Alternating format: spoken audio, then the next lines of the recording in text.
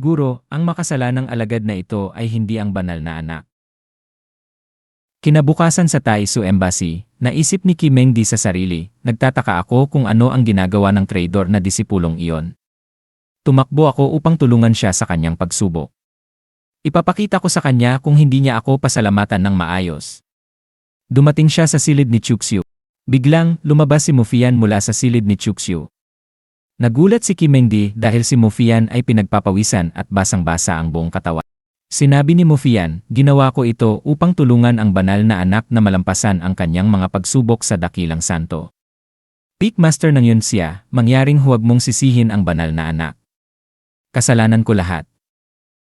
Ako ay makikipag-breakthrough sa dakilang santo. Paalam. Biglang pumasok si Kim Mengdi at sinabi kay Chuxiu, traidor na disipulo, ano ang ginawa mo? Sinabi ni Chuxiu, Master, hayaan mo akong itwist ito hindi, hayaan mo akong magpaliwan. Biglang, nagsimula ang isang bagyo sa labas, at sinabi ni Kim Mengdi, walang hiya, walang hiya. Wala pang isang araw ang lumipas at nakikipagtalik ka na kay elder mo. Sinabi ni Chuxiu, tinalakay ko lamang ang paglilinang kay elder mo. Naisip niya sa sarili, babe, si Master ay nagsiselos na ngayon, dapat ay tinalakay ko ang paglilinang kay elder mo sa kabubat. Biglang hinawakan ni Kim Mengdi ang tainga ni Chuxiu at sinabi, ang iyong sagradong konstitusyon ay malapit nang makamit ang maliit na pagkumpleto. Naghanda ka na ba para sa mga pagsubok? Ang banal na master ay magtatag ng isang malaking pormasyon sa labas ng lungsod bukas upang tulungan ka sa iyong mga pagsubok. Mas mabuti na nasa rurok kang kondisyon makalipas ang 2 araw.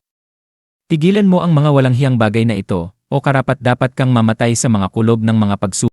Sinabi ni Chuxiu, nakikinig ako sa mga turo ni Master. Makalipas ang 2 araw, 100,000 li ang layo mula sa Xiangjing City, nagsimulang maglinang si Chuxiu. Sinabi ni Kim Mengdi sa kanya, traidor na disipulo, handa ka na ba? Sinabi ni Mufian, mag-ingat ka, banal na anak. Sinabi ni Tai Suzy, huwag kang mag-alala, poprotektahan ko ang iyong kaligtasan. Ililipat ko sa iyo ang Taisu Emperor Mantra Dao Palace Chapter. Sa Emperor Mantra, ang iyong kakayahang mabuhay laban sa pagsubok ay tataas ng malaki. Sinabi ni Chuxiu, nagpapasalamat ako sa banal na master. Itinuro ni Tai Suzy ang langit gamit ang isang rock and roll sign. Sinabi ni Chuxiu, system, ilabas mo ang aking status board. Isang abiso mula sa sistema ang lumitaw. Pansin, host, Chuxiu. Yugto, other shore stage, ika-6 na yugto. Constitution, primordial sacred constitution. Aptitude, 3,999, banal. Sword intent, heaven killing sword intent. Cultivation technique, Dao Jing Foundation Forging, Sacred Constitution Cultivations, Ita. Taisu Emperor Mantra, Dao Palace Chapter. Secret technique Xing, Entry Level, Den Mantra Palace Chapter, Gitnang Kabanata, Lason, Entry Level, Human Emperor Fist, Nasana. Breakthrough Points, 47.52 milyon. Lock Points, 1,674, Light Purple, negatibo 5,870, Light Purple. Pinagsamang combat appraisal, 35 beses ang lakas ng isang tao. Sword technique, everything dies, 1,127 puntos ang natitira. Iyong yugto, paghawak sa mga kaharian ng 8 ipinagbaba. Biglang, binuksan niya ang isang kahon na may gintong mansanas. Sinimulan niya itong kainin at sinabi, System, tulungan mo akong linangin ang Dao Jing. Isang abiso mula sa sistema ang nagsabi, nakita, ang host ng sistema ay may primordial sacred constitution. Ang paglinang ng Dao Jing at ang matinding pag-breakthrough sa Divine Bridge Stage ay lubos na magpapataas ng konsumo. Tinatantya na ang breakthrough na ito ay nangangailangan ng 5 cycle. Bawat cycle ay kumukonsumo ng 250,000 breakthrough points. Biglang, isang buhawi na may mga thunderstorm ang kumulo sa kalangitan. Naisip ni Chuxiu sa sarili, ano ang Dao Palace? Maaari itong maunawaan bilang ang placenta para sa pagpapakain sa binhi ng isang godly power. Kung ang placenta ay malakas, ito ay natural na gagawa ng isang godly power seed na may mas mataas na kalidad. Iyon ang dahilan kung bakit ang Taisu Emperor Mantra ay kinilala bilang ang pinakamalakas na Emperor Mantra sa larangan ng Dao Palace. Isang abiso mula sa sistema ang nagsabi, pansin, kumpleto na ang breakthrough, 2.5 milyong breakthrough points ang naubos. Pansin, dahil sa iyong breakthrough, ang matinding kulog ay babagsak sa iyo sa loob ng 5 hininga.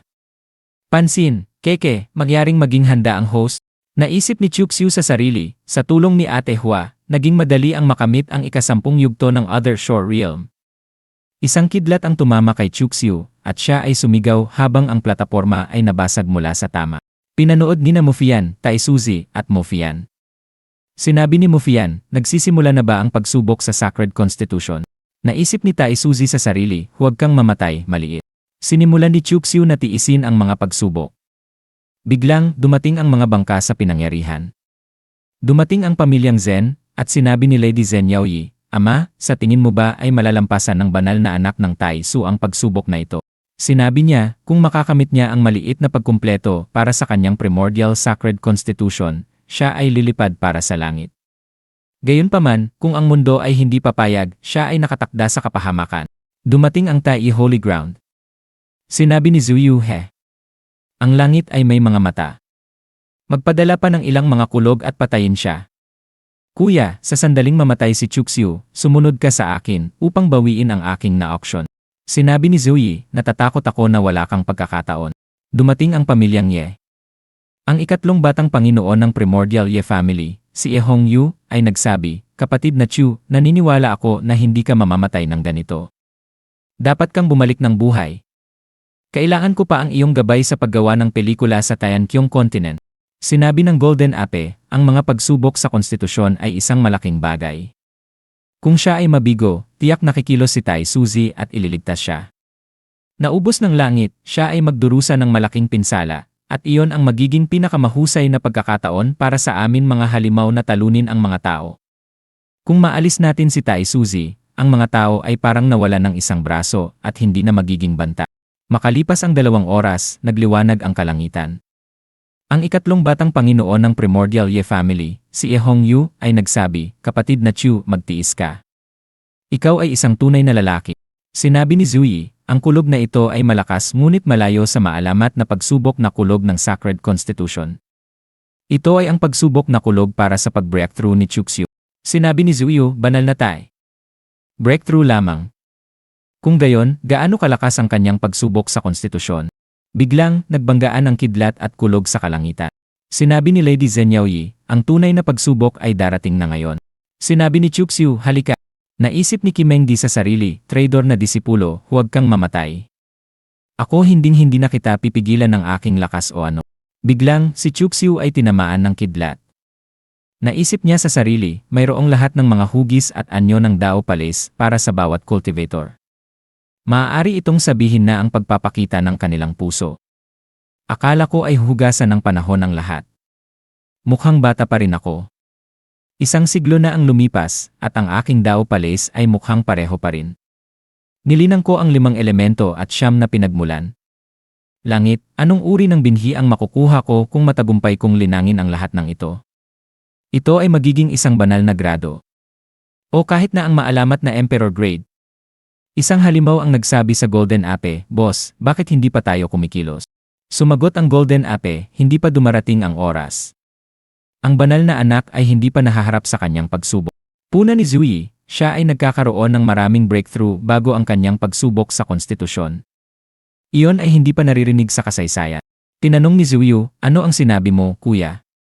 Ito ay hindi ang kanyang pagsubok sa sagradong konstitusyon. Sinabi ni Zuyi, dapat mo talaga siyang pasalamatan na hindi kanya pinatay noong araw na yon. Biglang, ang kidlat ay naging pula. Ang mga tao ay bumulalas o hindi. Uro, ipinahayag ni Taisuzi, ang tunay na pagsubok sa sagradong konstitusyon ay nagsisimula na ngayon. Tiniis ni Chuxiu ang sakit at nagpatuloy sa paglinang. Biglang, isang malaking pulang kidlat ang malapit ng tumama kay Chuxiu. Lumipad si Taisuzi patungo kay Chuxiu, at sumigaw si Kimengdi, banal na master, dapat kang mag-ingat. Hinarang ni Taisuzi ang kidlat at umungol sa sakit. Naobserbahan ng Golden Ape, sa wakas ay kumilos na siya. Ngayon na ang ating pagkakataon. Habang patuloy na lumalakas ang pag-ungol ni Taisuzi, nag-utos ang Golden Ape, kumilos na ngayon. Naisip niya sa sarili, si Taisuzi ay dapat na nasaktan ng langit para sa sapilitang pakikialam sa pagsubok. Sa pamamagitan ng pag-alis sa kanya, ang aming moral ay tataas ng malaki. Nagsimulang umatake ang mga halimaw.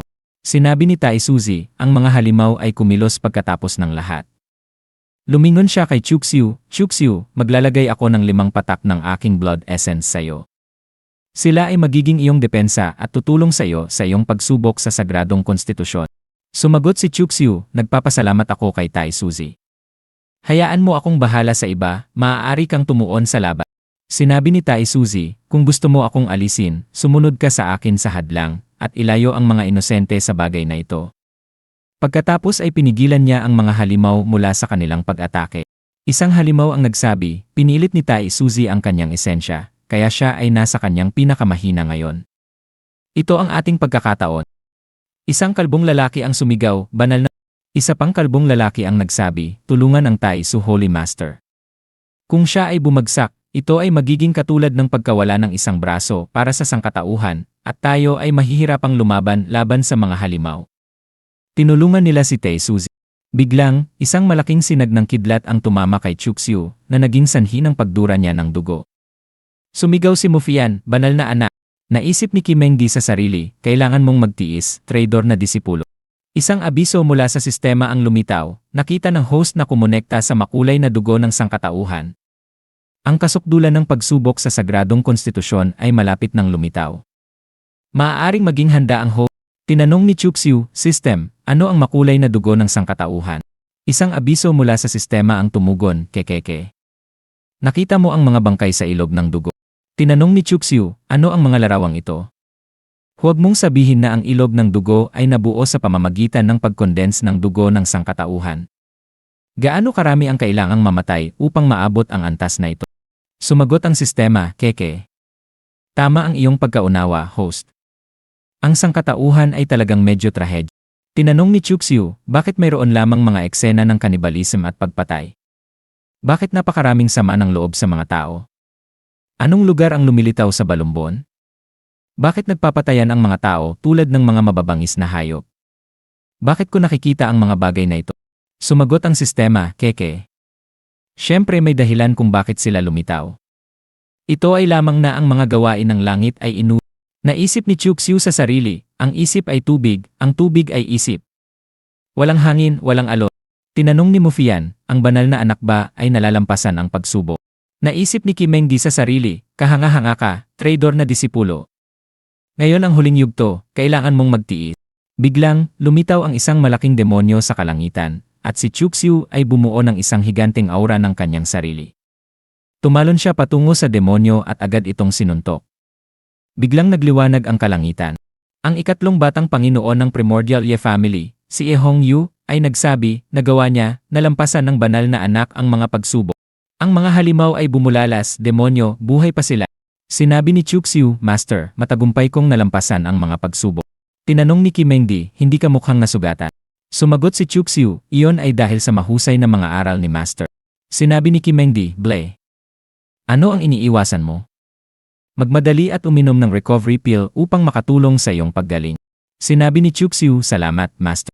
Nagpatuloy si Kimengdi, ang banal na Master ay malubhang nasugatan dahil sa iyo, at siya ay nakikipaglaban pa rin sa mga halimaw sa hangganan. Dapat mong isipin kung paano babayaran ito sa hinaharap. Sinabi ni Chuxiu, huwag kang mag-alala, tiyak na babayaran ko ng maayos ang banal na Master. Isang abiso mula sa sistema ang lumitaw, at sinabi ni Chuxiu, keke. Isang abiso mula sa sistema ang nagsabi, ang maliit na taong ito ay walang maibibigay kundi ang kanyang sariling katawan. Biglang, isang malaking pagsabog ang kumulog sa kalangitan. Bumulala si Chuxiu, iyon ay. Bumaba si Tai Suzy mula sa portal, at sinabi ni Kimengdi, isang dakilang santo ang bumagsak. Ipinahayag ni Tai Suzy, ang mga halimaw ay natalo. Kayong ibang lahi, lumabas kayo sa teritoryo ng tao kaagad. Naisip ni Chuxiu habang tumitingin kay Tai Suzy at sa kanyang punit-punit na damit, si Ate Hua ay dapat na malubhang nasugatan.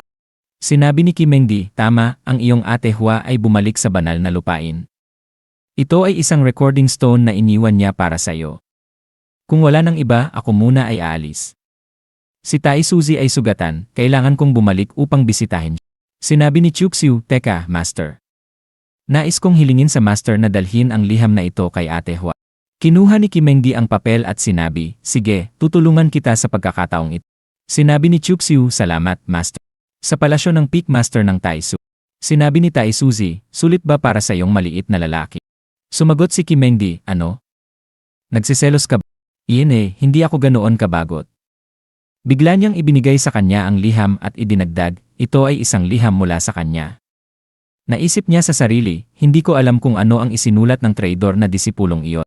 Sa liham, isinulat ni Chuxiu, huwag kang mag-alala, Ate Hua. Salamat sa banal na master, matagumpay kong nalampasan ang aking mga pagsubok. Dadalaw ako balang araw. Naisip ni Kimengdi habang tumatawa si Tai Suzy, kailangan ba niyang maging masaya? Demonyo! Ang walang pusong traidor na disipulong iyon ay hindi marunong sumulat ng liham sa kanyang master. Sinabi ni Tai Suzy, si Chuxiu ay karaniwang mukhang puno ng talento. Bakit pangit ang kanyang sulat? Sumagot si Kimengdi, iyon ay dahil hindi mo siya nauunawaan. Siya ay palaging walang talento. Naisip niya sa sarili, bakit niya inilalagay ang kanyang liham sa ulunan ng kama?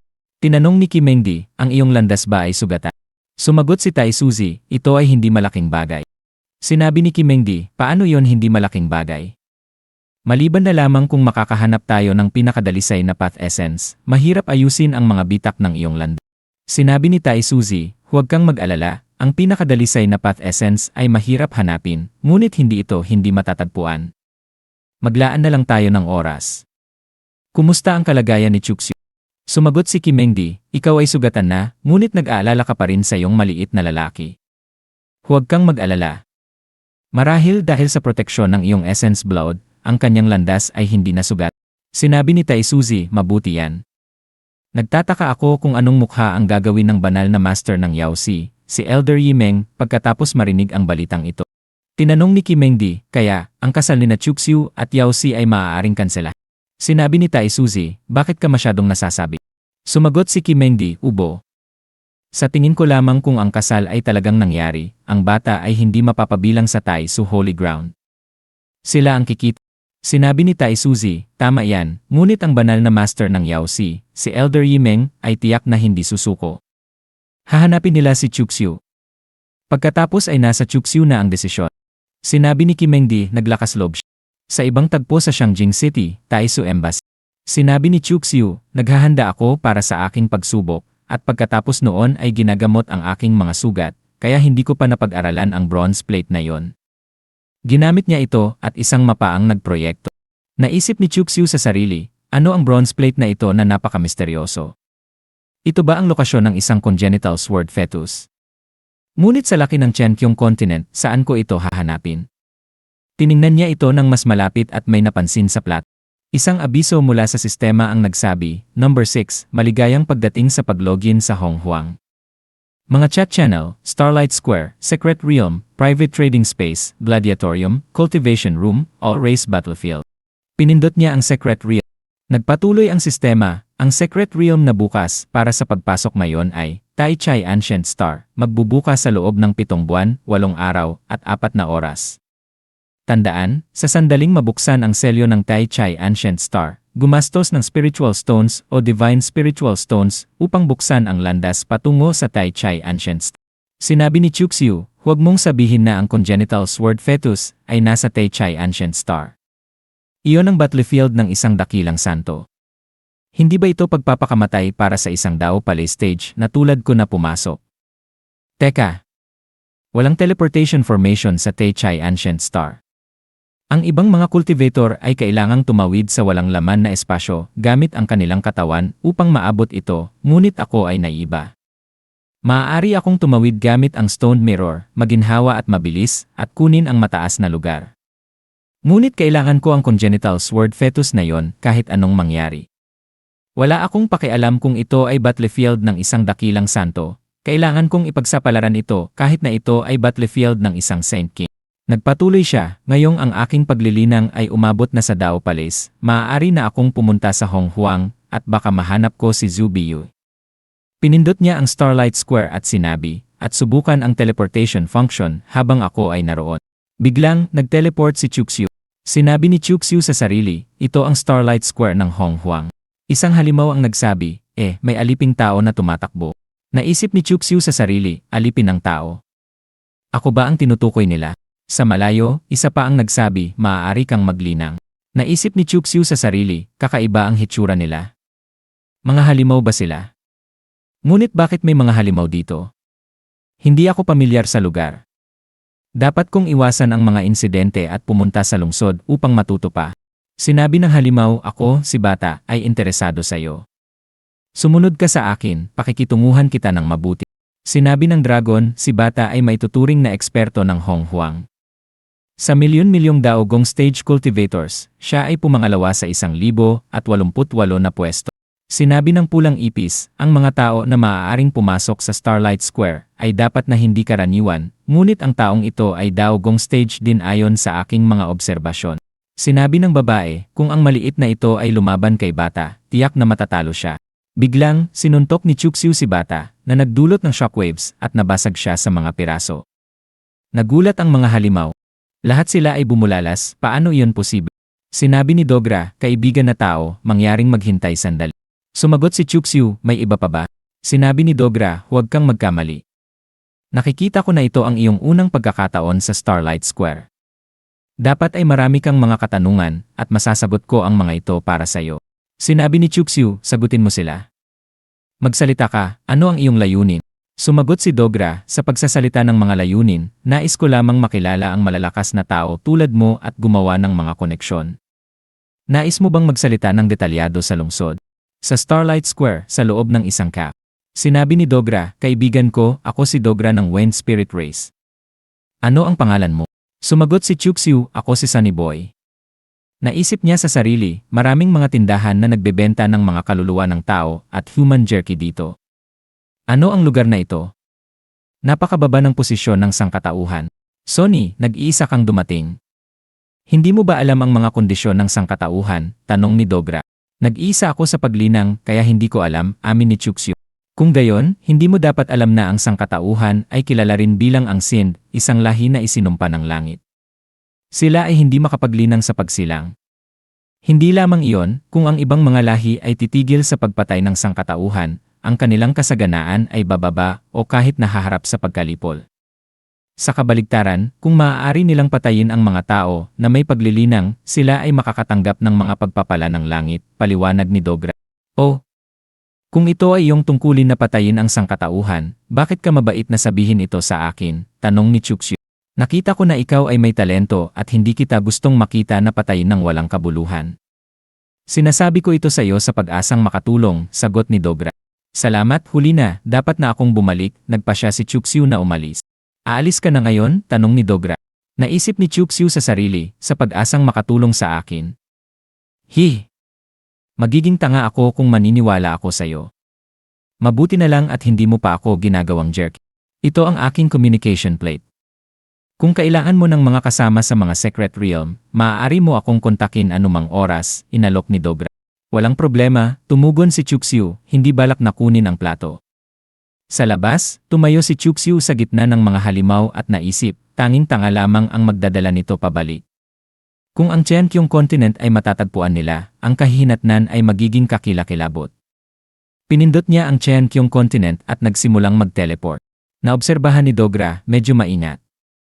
Ngunit ibig sabihin nito ay hindi lamang siya ang maaaring maglinang kung saan siya nanggaling. Kailangan kong ipaalam ito sa aking lahi. Sa Qianqiong continent, Shangjing City, Taisu Embassy. Nag-teleport pabalik si Chuxiu at sinuri ang plato, nag-iisip sa sarili, hindi ko akalaing ang sangkatauhan ay tinatrato ng napakahirap sa universo. Ano ang relasyon ng Starlight Square at Qianqiong continent? Biglang pumasok si Mufian sa kanyang silid at inihayag, iyong kamahalan, may isang tao mula sa Yao si Holy Ground na nais makipagkita sa iyo. Tinanong ni Chuxiu, Feiyan, anong negosyo ang mayroon si Yao si sa akin? Hindi ko alam. Sinabi nila na kailangan nila ang iyong tulong ng walang dahilan, sagot ni Mufian. Lumapit si Chuxiu kay Mufian at nagsabi ng pilyo, oh. Kinusot niya ang kanyang puwit ng mahina, sige, dalhin mo sila sa akin. Namula si Mufian at tumugon, sige. Sa ibang tagpo sa Taisu Embassy. Nagtataka si Chuxiu ng malakas, nagtataka ako kung anong kinalaman sa akin ng banal na anak na babae ng Yao Si at ni Elder Yimeng. Si Elder Yimeng ng Yao Si Holy Ground ay naisip sa sarili, hindi ito tama. Hindi siya mukhang nagdusa ng mga pinsala sa landas. Tinutugunan si Chuxiu, sinabi niya, banal na anak, alam mo ba na ang banal na master ng Tai Su ay pumunta sa Yao Si Holy Ground ilang araw na ang nakalipas upang imungkahi ang isang kasal. Napagtanto ni Chuxiu, kaya naman hindi ko mahanap si Master at Ate Hua sa araw ng auction. May negosyo sila. Ito ba ang aking faience? Masayang tinanggap ni Chuxiu, sige, tinatanggap. Naisip ni Chuxiu sa sarili, walang dahilan upang hindi ito kunin kapag ibinigay sa akin. Nagpatuloy si Elder Yimeng, kung gayon, ayon sa kontrata, kung ang banal na anak ay magkaroon ng anak sa banal na anak na babae, ang Yao si Holy Ground ang magpapalaki sa kanila. Agad na tumanggi si Chuxiu, kung gayon, hindi. Elder mo, paalisin mo sila. Sina Elder Yimeng at Yao si Holy Daughter Feng Yao ay nagulat at nalito sa kanyang tugon. Naisip ni Chuxiu sa sarili, hindi ka panipaniwala, ginagawa nila akong breeding stud. Ang anak ko, Demon Chu, ay kailangan ng iyong pangangalaga. Namagitan si Mufian, Elder Yimeng, Yao si Holy Daughter, ang banal na anak ay nais maglinang. Ako na ang bahala sa inyong pag-ali. Humihingi ako ng paumanhin, sabi ni Elder Yimeng habang sila ay umalis, nag-iisip sa sarili, tayo ay masyadong pasibo ngayong araw. Ang banal na anak ng Tai Su ay hindi nasugatan, at walang masyadong dapat pag-usapan, kaya maaari nating talakayin ito sa ibang pagkakataon. Sa Taesu Embassy, ang banal na master ng Yaosi, si Elder Yimeng, ay nagsabi, hindi dapat. Nakita kong nakatingin si Chuxiu sa iyong katawan, dapat ay naakit siya sa iyo. Ang banal na anak na babae ng Yaosi, si Feng Yao, ay tumugon, banal na master, iyon ay medyo nakalantad. Naniniwala akong may pagkakataon pa. Babalik tayo sa Holy Ground at subukan muli makalipas ang 2 araw. Banal na master, ikaw muna ang umuwi. Gusto kong manatili. Gagawin kong mahalin niya ako. Makalipas ang ilang sandali sa silid ni Chuxiu. Naisip ni Chuxiu sa sarili, ang pagpasok sa Hong Huang ay medyo mapanganib. Tignan natin kung mayroong anumang senyales ni Zhu Beiyu sa chat channel. Biglang, pumasok si Kimengdi at sinabi, narinig kong dumaan ang banal na master ng Yaosi, si Elder Yimeng, at ang banal na anak na babae. Nagulat si Chuxiu at naisip, bakit nandito si master ngayon? Puna ni Kimengdi, nakikita ko na ang banal na anak na babae ng Yaosi ay isang mabuting tao, at ang kanyang kagandahan ay nangunguna sa buong Qianqiong continent. Maswerte ka na siya, traidor na disipulo. Sumagot si Chuxiu, Inen, ang banal na anak na babae ng Yaosi ay hindi masama. Nagpapasalamat ako kay Master at Ate Hua sa inyong pagtutulak. Naisip ni Chuxiu sa sarili, babe, nagsiselos na naman si Master. Tinanong ni Kimengdi, sa iyong tono, sumasang-ayon ka sa kasal na ito. Bumulala si Chuxiu, paano ko magagawa? Paano maihahambing ang banal na anak na babae ng Yaosi sa aking baby master? Tugon ni Kimengdi, kailan ko sinabing akin ako? Tigilan mo iyan. Tugon ni Chuxiu, humingi ka ba ng aking opinyon bago pumunta sa Yaosi Holy Ground? At may mukha ka pang tanungin ako. Paliwanag ni Kimengdi, ito ay para sa iyong pagsubok sa konstitusyon. Sa pamamagitan lamang ng dual cultivation sa banal na anak na babae ng Yaosi mo magagaling ang iyong pinsala sa landas. Tumango si Chuxiu, nakikita ko. Nagpapasalamat ako sa inyong dalawa sa pag-aalala sa akin. Tama, kumusta ang mga sugat ng banal na master? Sumagot si Kimengdi, hindi maganda, ang path essence lamang ang makakatulong sa kanya na gumaling. Sinabi ni Chuxiu, ang salamin na ito ay nakuha ko mula sa isang primordial secret realm. Maaari tayong pumasok sa isang lugar na tinatawag na Hong Huang gamit ito. Maaaring may path essence sa loob. At dito na nagtatapos ang video natin ngayon. Maraming salamat sa panonood, sobrang na-appreciate ko kayo lahat. Kung nagustuhan nyo ang content, huwag kalimutang i-like at mag-subscribe para hindi nyo ma-miss ang susunod na mga videos. May gusto kayong sabihin o may tanong? Mag-comment lang sa baba, gusto kong marinig ang opinyon nyo. Hanggang sa susunod, mga kagoto. Stay awesome, stay curious, at kita-kits sa next video.